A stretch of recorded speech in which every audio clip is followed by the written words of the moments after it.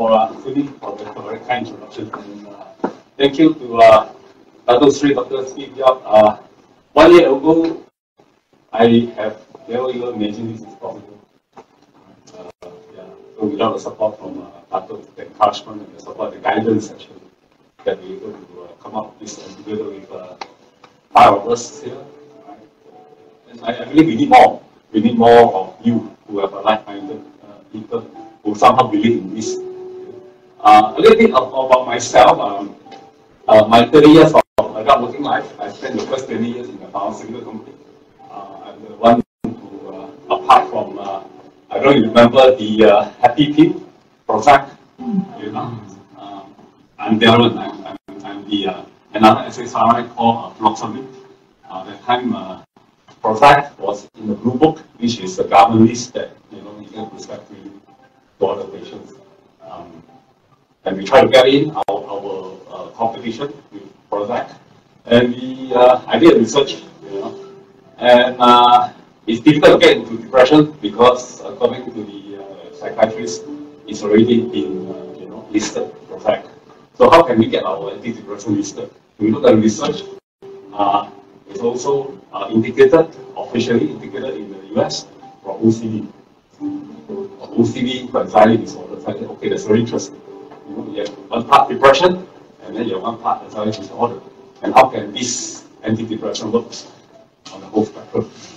That's how this triggered my interest, my curiosity into. Then I realized that there's such term called cognitive behavioral therapy, and then I found that there's also immunotherapy for irritable bowel syndrome.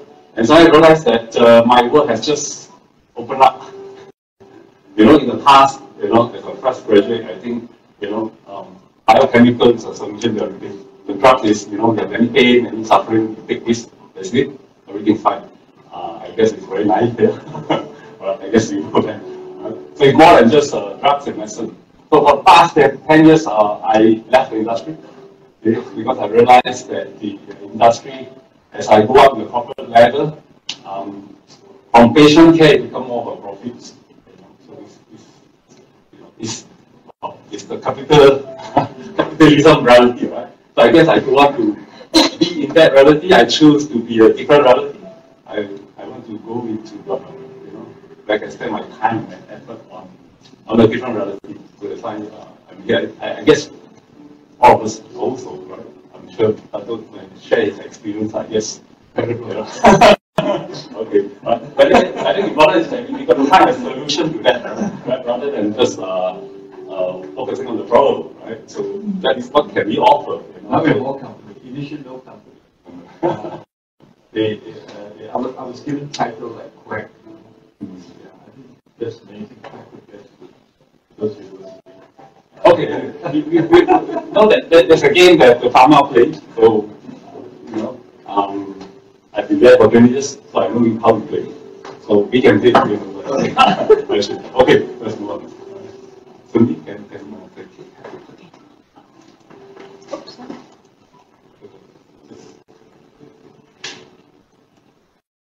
Okay, so just a quick one, just on what would be my rationale.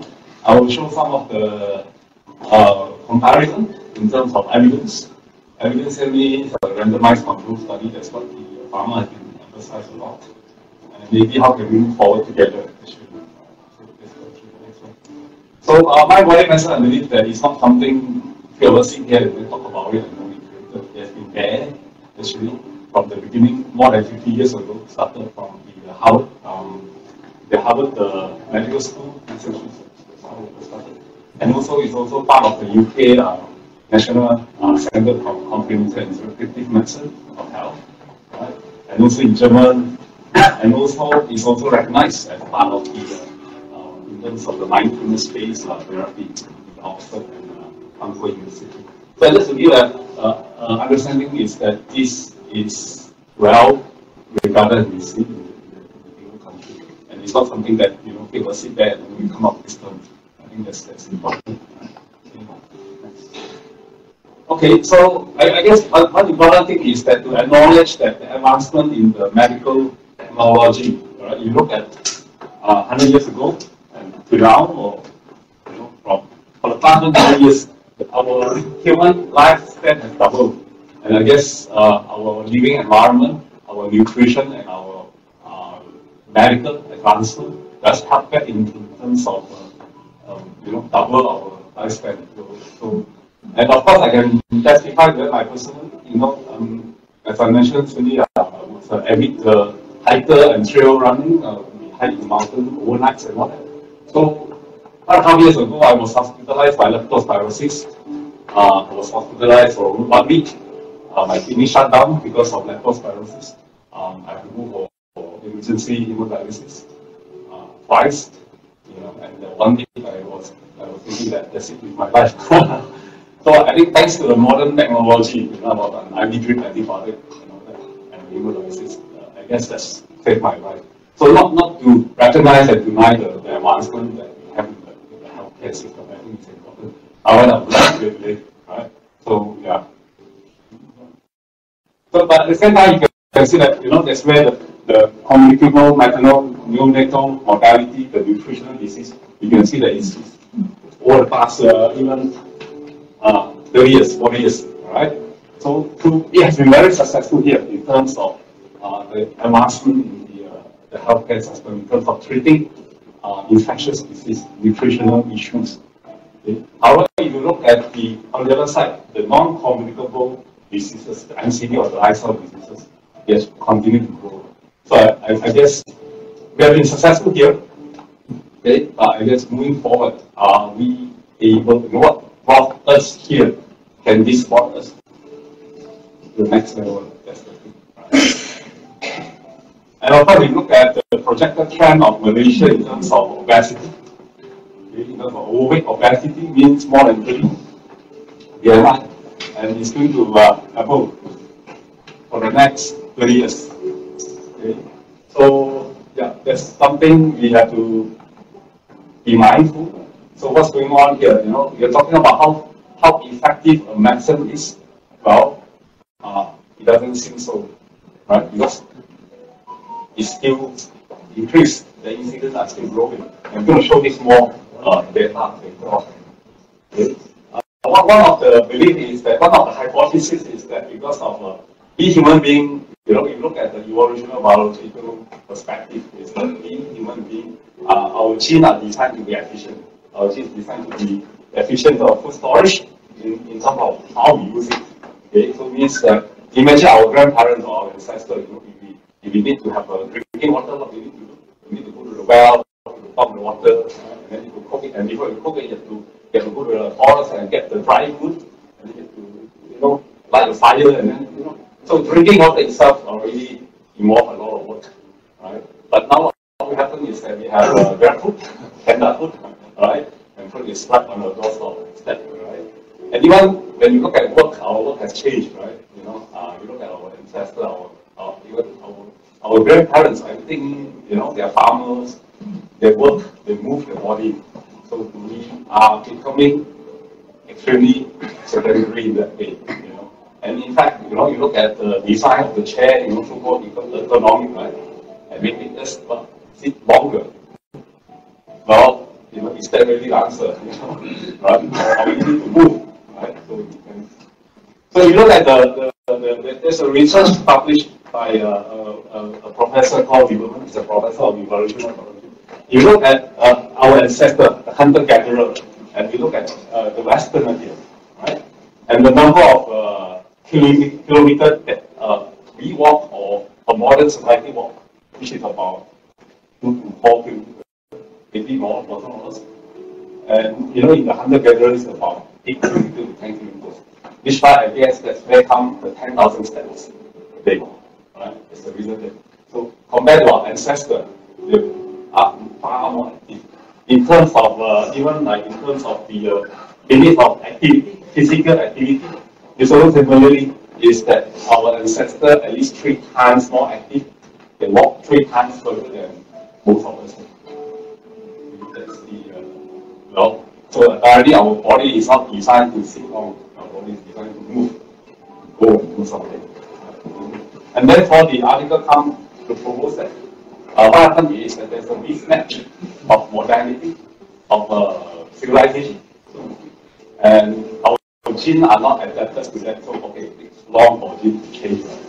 So our living environment has changed so fast for the past 34 years with the digital and everything can be done with just a touch on the phone. Right? But our gene has not changed in a way to be how to deal with abundance of food, how to deal with a life that doesn't require so much of movement. So our gene is still the old gene, which is designed to be pretty efficient. But I'm not very sure is that bad or not. Whether that kind of gene, right, to be efficient. Right? But apparently our lifestyle and our adaptation of the gene doesn't match. So that's the challenge there, right? So a lot more study on this one to show that, in terms of high physical activity and low physical activity, you can see here is that across all modality, across all CVT, cardiovascular disease, is that person who have high physical activity is always at lower risk of death, lower risk of cardiovascular disease. For sure, I think it's logical. You all know that, but I think we have evidence to demonstrate all these things. But I don't really talk about it. Right? Talk about if you have cardiovascular disease, okay, they take some drugs. Hypertension, drugs. Easy way. Then move on. And in fact, very interesting is that out of the 26 cancer, the top 20 actually is also related to low physical activity. So which means in terms of people with low physical activity, the cancer risks are even higher. So I think at least 20 out of the 26 type of cancer. Alright? So that's something we need to be mindful of as well. Okay, when we move on.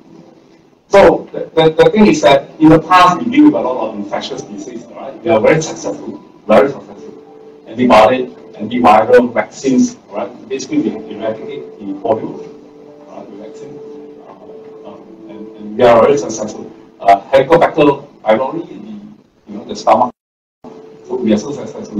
I think we are more than 90% eradication rate, which is very good, right? For infectious disease, I think the modern medicine has worked extremely well. Actually, the challenge now is that what we are facing now is a lifestyle kind of issues, due to alcohol, drugs, smoking, lack of physical activity, and unhealthy eating habits. The question is, are we prescribing anti-lifestyle medication? Or actually we are. Right? That's how we deal with all these diseases, right? With each other, tablets. Is it anti-lifestyle medication? So what's going on here? Right? So if you look at the pharmaceuticals, pharmaceuticals before that, like previous slide, that's how they forecast 2021 to 2025. Okay, in terms of action characteristics of drugs we deal with addiction. It's growing at 3.6 billion, and then it's growing about 6% every year. And do you know our global economic growth now is 3%? Our American US economic growth GDP is less than 1%, right? And for FT, it's 6% every year for next 1 year, right? Okay, let's move on. And we look at the global anti-anxiety disorder market, okay, pharmaceuticals. And you can see it's still growing from the year 2022 to 2029. It grows, it still grows. So we are taking medicine like notice. Okay, next. Similarly, also if you look at the growth of antidepressant, you can see over the next, right? It's already grown. It's only historical data. So the demand for anti-anxiety, the demand for antidepressants is growing rapidly. It's doing much better than January economic growth, right? However, the question is that if you look at the trend, of the US undergraduate, I believe it's mostly across the world. It's easier to get the data from the US. Okay, those who are diagnosed with mental illness. You can see the growth, anxiety, depression, and ADHD. Right, so can we move on? And also in terms of overdose, drug overdose death rate also growing double. Okay? Right? So the question is, can we move on? Let's stop there first. Then go back here. So the question is that, look, we are so, if our approach has been so effective, right? And you see there's an increase in the demand for all kind of anti-depression, anti-anxiety, and all that. But yet, all right, what we see here, we see that the epidemic of diabetes. All right, we see a growth in all kind of cancer risks. We see a growth in all kind of mental illnesses, everything. So, you look people, what does that really mean? You know, are we keeping the right pattern? We are doing the same thing over and over again, but then yet, you know, doctors are burned out, nurses are burned out, the whole business in our resources, and yet, you know, we are not addressing the problem. And I think the problem is just, you know, a paper and that's it. So I think we need to really broaden up our mind and look beyond that. It's not as bad on it. Right? So we move to the next point. This is, I just want to know, to highlight, you know, from knowing to doing, what's holding us back. I believe that one of the very important study to show us is because the average childhood experience, or the age study. And up to now, it's already more than 700, over 90 articles of 351 different academic journals, all right? And it's already conducted more than 30 countries. And in fact, I just Googled, there's one already published last year in Malaysia, right? On this age study in USA.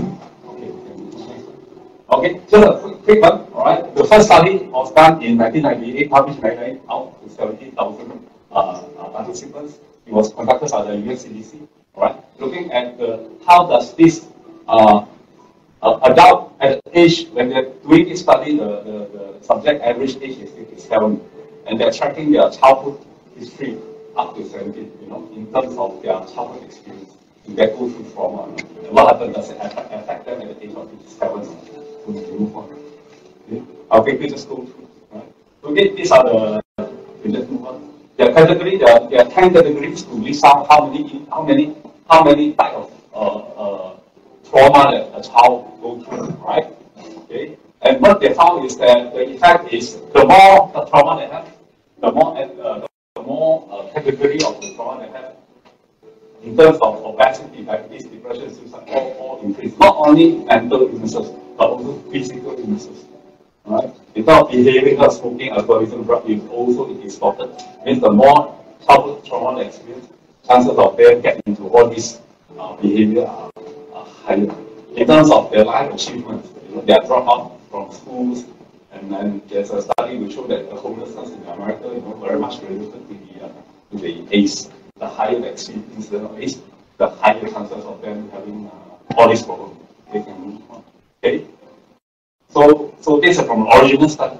You can see it's about 2 times higher. If there are a person who have more category of the child experience trauma, they are 2 times likely to have all this. Not only depression, not only anxiety, not only addiction, ischemic heart disease, stroke, cancer, diabetes. So it's a physical illness. It's a very direct impact. How the physical illness come back to the childhood trauma. Okay? That's why I believe they have a lot of childhood, inner child healing and all that, right? So can we move on? Right? So the finding from that was extremely common. In Malaysia, the study from an ACE on the undergraduate was for those who are 4 and above, they were about 11% on undergraduates in Malaysia. Okay, so it's here. Okay, and this effect is profound. Means it's long lasting. It can transform from psychosocial experience into physical illnesses, dysfunction, and mental illnesses. Right? And that's strong predictor of health and social well-being of a nation. So we are not talking about it here. So one of the study researchers said, I was actually stunned and I went through what I saw. So you can hear about this. Nobody talk about it. Pharma will talk about it. Okay, so the ratio has already there. Even you can Google it. There's an international questionnaire. You can do this screening on your own for your business. If I do a group study, I guess there's at least 2 or 3 here who will have a very high ACE score. We move on. Alright, so this is published recently over in the 28 European countries on this as well. Just to show you that this study has already, moved on, and this is from European countries, and that's what they found. Okay? If they have no ACE problem, if they live in a relatively nurturing family, okay, these are the reduction in terms of suicide, problem drinking, drug use. So can you imagine if let's say a company can offer you a drug for cure ACE, and they can offer you this benefit? Can you imagine that? The offer is not so simple. So I think we'll skip this, but also mind and body. We work on the mind, yes, that's where we work on the mind. And also important to recognize the importance of body because let's do experiment. Okay, all if everybody just do it, then you just do it. Tense your feet, tense your shoulder, and frown your head, tighten your jaw. And then you tell yourself, I'm very happy, I'm positive, everything is fine, the world is good. Everything is fine. How will you feel? How will you feel? It doesn't work that way. So it's very dangerous when you say mind over body. It's dangerous. Mind over body is only up to a certain extent for me. Why? Because I'm an endurance athlete. I run overnight, I run 20 hours, I run 100 kilometers. It's very dangerous to use your mind to override your body all the time. I'm sure you Alright? I used to be that, but I get injured, I stop, I push, I stop. Until I learned about mind body, I learned about how I can work with the body and work on the body. We have trained our mind to work on the body, but we don't know how to work with the body. So maybe it's time to find a balance, mind and the body, equal partner here. Alright, I can move on to that. Okay, these are some of the focus with the sport. How this trauma is being trapped in the body. And it's important to ask a person, a child, in that state, to open up to relax because, when they open up, relax, all these traumatic experiences coming back. So we need to work on the body as much as we need to work on the mind. So we need to work both at the same time.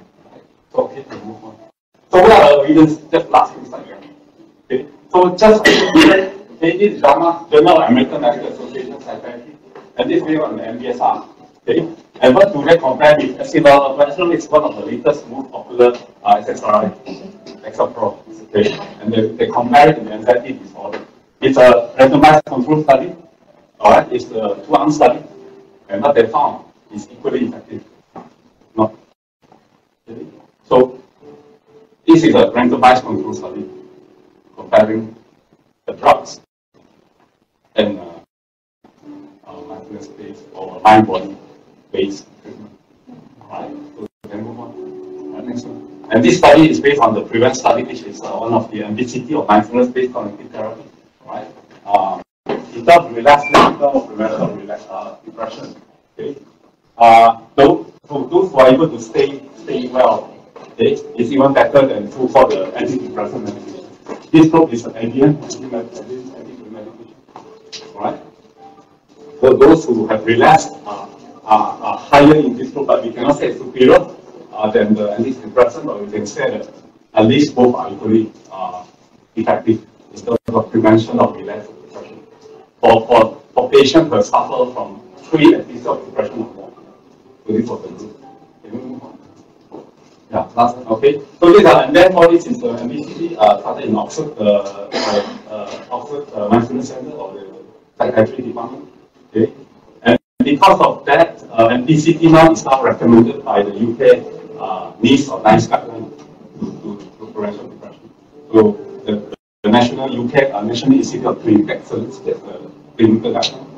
So MBCT is recommended for prevention of depression.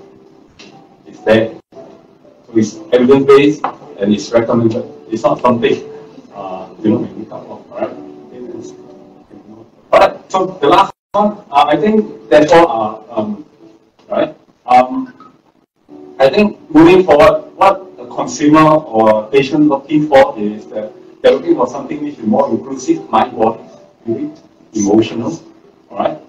To recognize the stress, how the stress can aggravate most of the illnesses.